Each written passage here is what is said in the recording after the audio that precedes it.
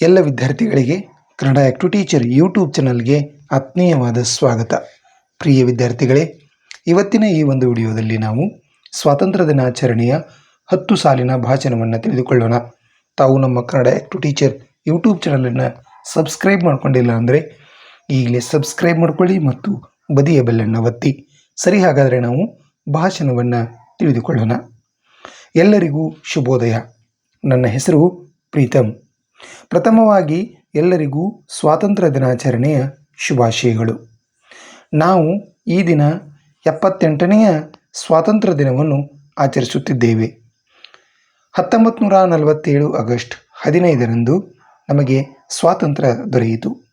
ಈ ದಿನ ನಾವು ಬ್ರಿಟಿಷ್ ಆಳ್ವಿಕೆಯಿಂದ ಸ್ವಾತಂತ್ರ್ಯ ಪಡೆದಿದ್ದೇವೆ.